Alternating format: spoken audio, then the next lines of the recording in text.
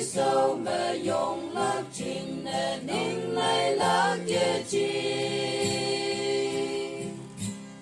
đồ cơ lấy hữu ăn xin mày cứ ấy yên nhi ba lên như yên mày cứ ăn nu tươi hay ngao ở say ăn ở đâu yang mong mong mong đi dùng hoa Krista chính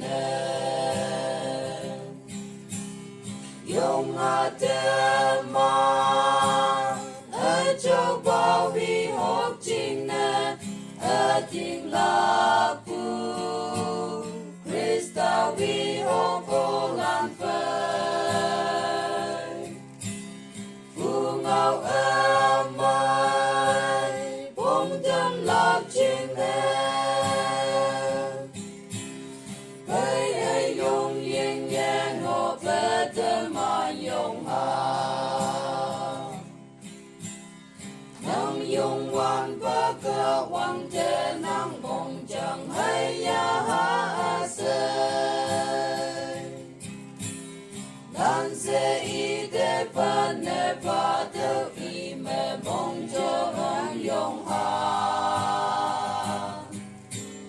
hằng i e u nang mong chẳng thế nhìn này mong dùng ne da ở tình ba Krista tươi sâu quang ngôi tâm hồn dùng hòa thơm mà ở châu bao vi hốc chính nè ở tình la pu Krista vi hốc vô lan phơi u ngao âm mai bông tâm lạc chính nè với ấy dùng yên nhẹ ngộ bê thơ mà dùng hà ye sinh bu lan chính nè tăng bên hậu ở ngã ba ngáo ngô na hà bùi yên nhi bu lan chính nè hà tàu mẹ ang an ngô na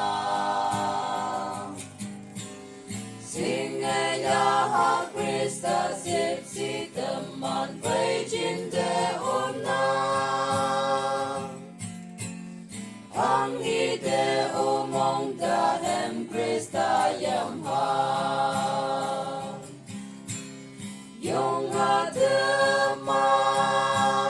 ở châu bao vi hốc chính nè ở tình la pu